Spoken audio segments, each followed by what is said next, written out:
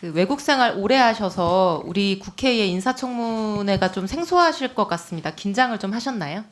네, 긴장을 하고 있습니다. 네. 예. 그 의원님들 질의 시간 제한이 딱 걸려 있다 보니까 지금 이제 말씀들을 굉장히 빠르게 하시는데 혹시 예. 뭐 언어적인 어려움은 없으신가요? 없습니다. 네. 예. 저는 이제 몇 가지 정책 질의 준비해 왔는데 그 전에 후보자 신상 관련해서 제가 볼 때는 좀 억울해 보이는 내용이 있어가지고 조금 더 분명히 소명할 기회를 드리고자 하는데요. 네. 첫 번째는 이제 고려대 편입학 1978년의 일입니다. 지금으로부터 예, 48년 그렇습니다. 전 슬라이드 보여주시면요. 아까 이제 동료 의원님이 제시하신 일자표인데요. 후보자는 78년에 옥스퍼드 대학 합격한 이후에 병역 의무를 이행하기 위해서 입학을 유예하고 국내에 들어왔습니다. 맞나요? 그렇습니다. 예. 네. 사실 해외에는 징병 제도가 없다 보니까 그 대학 입학하고 쭉 스트레이트로 학업을 하잖아요. 네.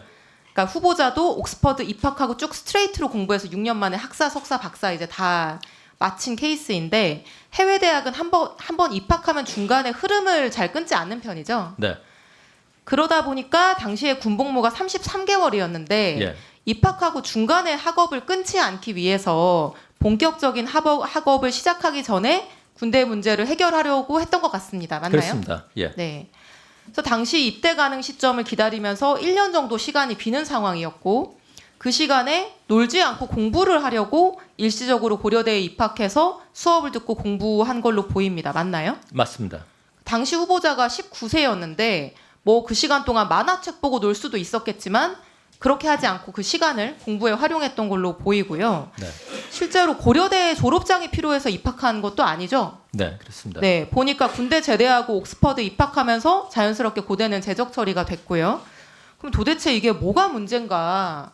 뭐 고려대에 학력이 필요해서 들어간 것도 아니고 옥스퍼드 대학에 합격한 대한민국 수재가 국방의 의무 이행하겠다고 학교 입학도 미루고 국내 들어와서 놀지 않고 학업을 이어가기 위해서 수업 들은 건데 이거를 50년이 지나서 학칙이 어떻고 절차가 어떻고 설명하라고 하는 것도 제가 볼 때는 좀 과도한 일인 것 같고요. 후보자가 이 기간에 놀지 않고 공부했다는 거 말고는 이 편입학으로 뭐 이익을 본 게 없어 보이는데 어떤 의미에서 이걸 문제 삼는지 저는 개인적으로 잘 이해가 가지 않습니다. 후보자 그렇지 않나요? 저도 동의합니다. 네.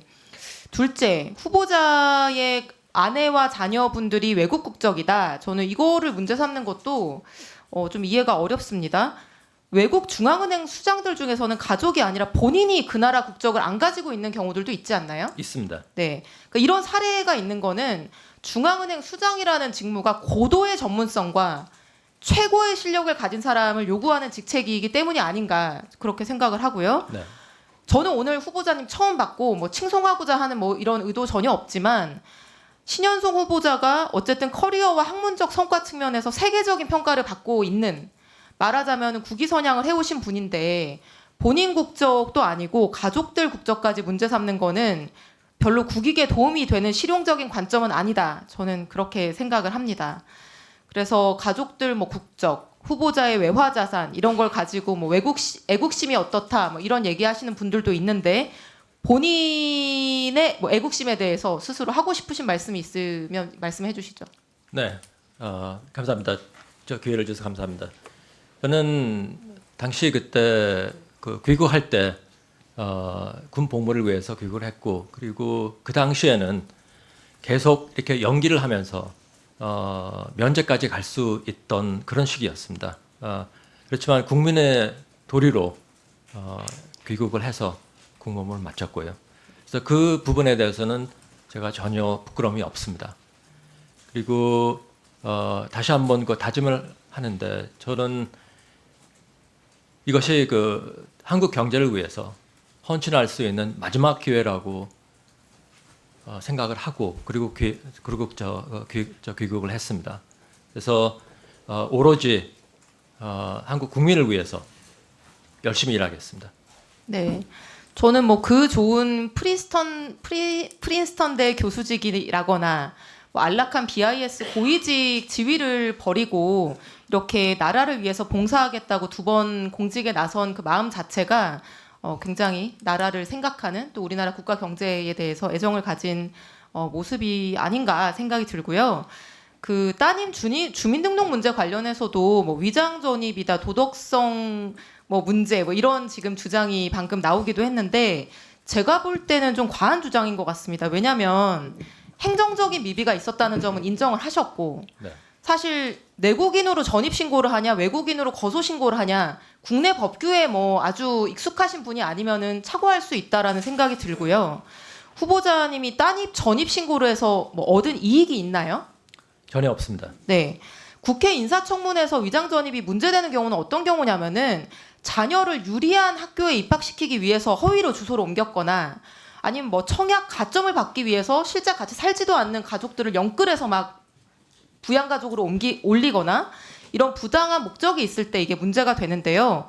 후보자는 지금 따님 전입 신고로 인해서 경제적 이익 얻은 게 하나도 없고 방금 한은에서 제출한 자료를 보니까 뭐 내국인으로 전입 신고를 해서 뭐 건강보험 청구를 한 거 아니냐 이것도 전혀 내역이 없습니다. 없습니다. 아무런 뭐 경제적 이익을 얻은 게 없어 보이는데 그렇지 않나요? 네, 그렇습니다. 네, 그래서 이런 걸 가지고 다른 정황 없이 확대 과장해서 도덕성까지 운운하는 거는 좀 과도한 것이 아닌가 생각이 듭니다. 그래서 오늘 제가 주질의에 준비해온 정책 질의 보충 질의 때 말씀을 드릴 거고 네. 한국은행 커뮤니케이션의 앞으로의 방향성 그리고 그린스완에 대해서 보충 질의 때 질문을 드리겠습니다. 알겠습니다. 네, 그리고 더 추가로 좀 앞서서 본인 신상에 관련해서 나왔던 얘기 중에 설명을 좀 더 할 필요가 있다라고 생각하는 부분이 있으면 추가로 말씀하셔도 좋습니다. 아니 괜찮습니다. 네. 네, 이 정도 이상입니다.